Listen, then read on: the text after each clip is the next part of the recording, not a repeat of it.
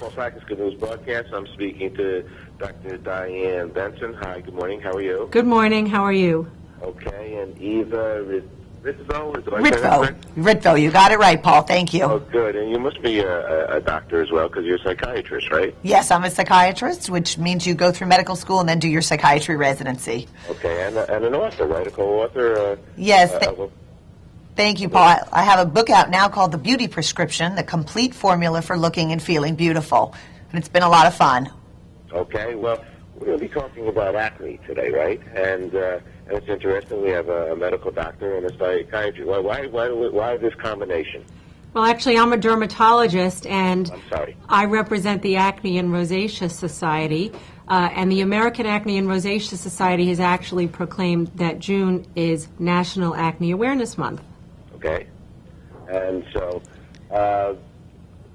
they claim that because, well, first of all, how many people, most people, I guess, isn't acne a stage in life? Isn't it something that you get younger? I mean, some people do have it as they get older, but medically, how does it work? Almost every adolescent will develop some degree of acne, and acne is something that can continue into adulthood. But the good news is that acne is a medical condition, and if you take your teenager to a dermatologist, there are great new treatments that we can give our patients now which will make them better faster. Okay, all righty. Well, give us some examples of that, if you could. Well, certainly. What we as dermatologists like to treat acne with what we call a combination approach, where we take different ingredients that work well together. They work synergistically.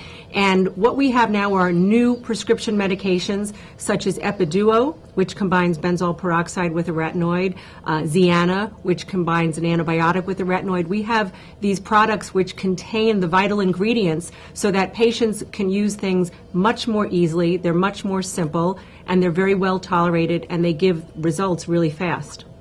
Now, wasn't there, so did you guys, Eva, do you know about this survey? Some survey was done? Yes, Dr. Ritvo can tell you about the survey. Yes, okay. We just completed a massive survey with some very interesting results. We took faces and showed them both with and without acne, and we asked people their perception of these faces. And what we found is the faces that had acne were rated as shyer, nerdier, lonely, less intelligent, more likely to be a follower rather than a leader, and more likely to be bullied in school. Well, you know, I guess that's an age-old concern, I guess, and always somebody that had some kind of a blemish, probably going back to leprosy. That's right. Well, people would freak out. Right. Well, people are naturally have an impulse to stay away from someone sick because if you think about it evolutionarily, you do want to stay away from people who are sick. It's only now that we're a more civilized society where we can actually help people that have sicknesses. So there is that automatic feeling when you see something that kind of repels you. And we know that skin is such an important organ. It's really the canvas where you can see all kinds of diseases. And so those spots, those red sores that show up with acne, are very distracting, and they can take away from a person's appearance, and people will perceive teens or adults with acne in a very different fashion. And that's the message we're trying to get out today, Paul, is that if your child has acne, no, it's not a rite of passage, as you have mentioned. It's a medical condition that's very distracting, that can have social consequences, that can have consequences on their self-esteem, and we'd like parents to be aware of this so they can get some help for their children. And there is help, and that's what we're hearing, right? There are kinds of ways that we can deal with this and with results. That's right. Dr. Berson is here to tell you those wonderful ways. Yeah, I mean, we really don't want patients to think that there's a stigma associated with acne. This time of year, I've had kids come in to me who just don't want to go to their prom because they're all broken out. And, I mean, this can really be devastating, but the good news is that we have these great new treatments which are very well tolerated and which work fast. So instead of going to the drugstore and using the latest FAAD treatment, it's a great idea to bring your children, your teenagers, to a dermatologist so that they can get these appropriate treatments. And if you want any more information, we have a website, acnesociety.org, which will give you more information, and you can link to the Acne Awareness Month link. And do you know, Paul, that a full 13% of teens said they would take their parent as a prom date if they could rid themselves of acne? I didn't know that one. That's a problem. That was another interesting finding in our survey, and you can see more of the details of that online as well. Well, I know that, I've been grown up having had it, and I do know that it's a concern. But I think what you're saying here is that not just to take this in essence lightly, to be respectful and say, it's going to go away. It's more than that, right? That's right.